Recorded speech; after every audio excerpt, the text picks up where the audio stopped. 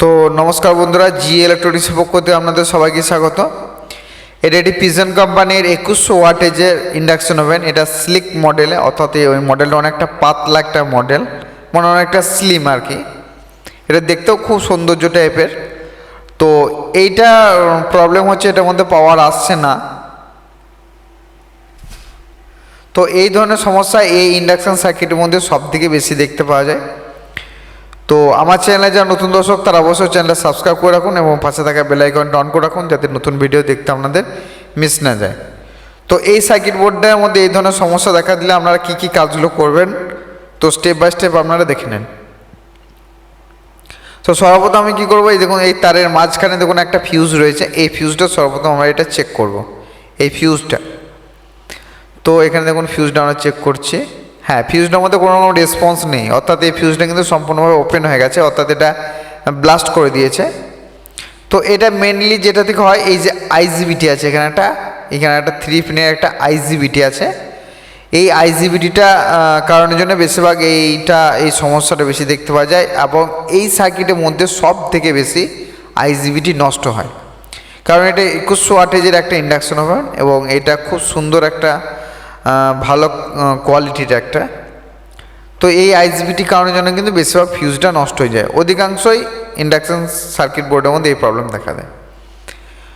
তো আপনাদের যদি কোনো সার্কিট বোর্ডের মধ্যে যদি কোনো রকম জিজ্ঞাসাবাদ থাকে, আপনারা সকলে আমাকে কমেন্ট করবেন, এবং আমার টেলিগ্রামের লিঙ্ক দেওয়া থাকবে, ওখানে আপনারা ফটো দিয়ে জিজ্ঞাসা করতে পারেন এটা কি প্রবলেম বা এটা কি সলভ করা যাবে।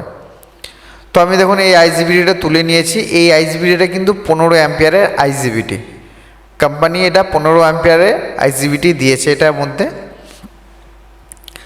তো এই আইজিবিটিটা আমরা এখন আমাদেরকে এটা সর্বপ্রথম চেঞ্জ করে আমরা এটাকে দেখব। তো তার জন্য এটাকে আমরা সোল্ডারগুলোকে এখন পরিষ্কার করে নিচ্ছি।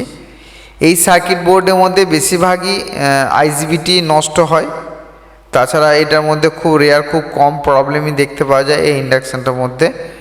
এবং এই ফ্যানটা মাঝে মাঝে একটুখানি জাম হয়ে যায়, কারণ এই ফ্যানটা অনেকটা ছোট এবং হাওয়ার প্রেশারটা অনেকটা বেশি বলে এটা অনেক সময় বেশিরভাগ জাম হয়ে যায়। তাছাড়া সচরাচর এই সার্কিটের মধ্যে খুব একটা প্রবলেম দেখা যায় না। তো আমরা সর্বপ্রথম কী করবো, এই যে ফিউজটা যেটা রয়েছে এই ফিউজটা আমরা চেঞ্জ করব। আমি একটা সরু তার দিয়ে এটাকে জাম্পার করে নেবো, কারণ এটার বাকি কোনো অংশ পার্ট ড্যামেজ আছে কিনা সেটা চেক করার জন্য। যদি শর্ট শো করে তাহলে জানতে হবে আরও বাকি পার্ট ড্যামেজ আছে।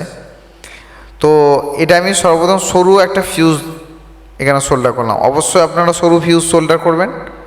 তো এটাকে আমি একবার জাস্ট চেক করব প্যানেলটা দিয়ে যে এটার মধ্যে কাজ করছে কিনা। হ্যাঁ, তো এটার মধ্যে দেখুন পাওয়ার এসে গিয়েছে। এখন দেখুন E0 শো করছে, অর্থাৎ এটার মধ্যে যেহেতু আইজিবিটি নেই, ফিডব্যাক পালস পাচ্ছে না, যে কারণের জন্য এটা E0 শো করছে।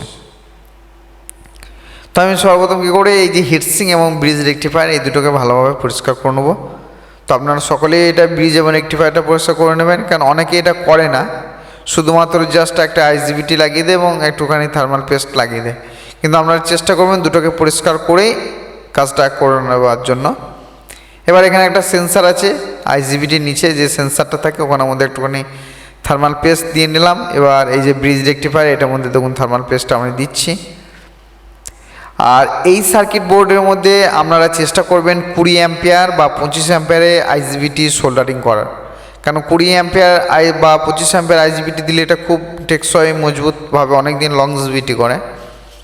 আর আপনাদের কোন সার্কিট বোর্ডে কীরকম ধরনের আইজিবিটি সোল্ডার করলে ভালো হবে, বা কোন ধরনের আইজিবিটি লাগালে আপনাদের ভালো হবে, বা কোন আইজিবিটি মানে ভালো কোয়ালিটির পাওয়া যায় কিনা, বা কতটা অ্যাম্পিয়ারের কিনবো বা বাজার থেকে কেনা যাবে, এই সমস্ত যদি প্রশ্ন আপনাদের মনে থেকে থাকে তো অবশ্যই আমাকে কমেন্ট করুন, আমি সেটার জন্য একটা আলাদা একটা ভিডিও বানিয়ে দেবো।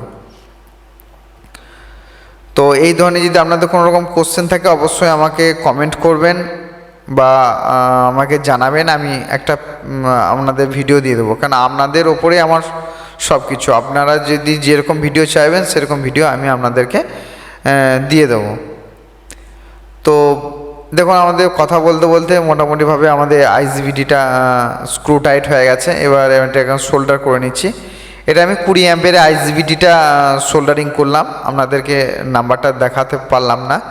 তো ঠিক আছে, এটা কোনো অসুবিধা নেই। এটা 20 অ্যাম্পের একটা আইজিবিটি, আমি নিজেই বলে দিচ্ছি। এবার এই যে সার্কিট বোর্ডটা যেটা রয়েছে এটা আমরা একটুখানি পরিষ্কার করবো। আপনারা চেষ্টা করবেন যতবার কাজ করবেন যেন বোর্ডগুলো পরিষ্কার করে দেন, তাহলে সবাইকারই এটা কাজ করতে ভালো সুবিধা হবে। আর মনে রাখবেন এই যে সার্কিট বোর্ডের মধ্যে নিচে যেন কোনো রকম সোল্ডার পড়ে না থাকে। যদি সোল্ডার যদি অনেক সময় যদি পড়ে থাকে তো অনেক সময় বোর্ডটা ব্লাস্ট হতে পারে বা অন্য সমস্যা দেখা দিতে পারে, তো অবশ্যই এটা লক্ষ্য করে রাখবেন। তো আমার মোটামুটিভাবে কাজটা প্রায় কমপ্লিটের মতন করে দিয়েছি। এখন এটার মধ্যে একটুখানি চেক করবো আমরা যে ঠিকঠাকভাবে এটা ওয়াটেজ শো করছে কিনা। তো এইভাবে হাত দিয়ে আমি সর্বপ্রথম চেক করছি, আপনারা গ্লাস লাগিয়ে চেক করবেন, সব থেকে বেটার হবে। তখন 1300 ওয়াটেজের মতন রয়েছে এবং একটুখানি সময় লাগবে জলটা গরম হতে। তো আশা করছি ভিডিওটা আপনাদের ভালো লেগেছে। ভিডিওটা ভালো লাগে থাকলে প্লিজ একটা লাইক করবেন, আর চ্যানেল নতুন হতে হলে অবশ্যই চ্যানেলটা সাবস্ক্রাইব করে রাখুন। দেখা হচ্ছে নেক্সট কোনো একটা ভিডিওতে।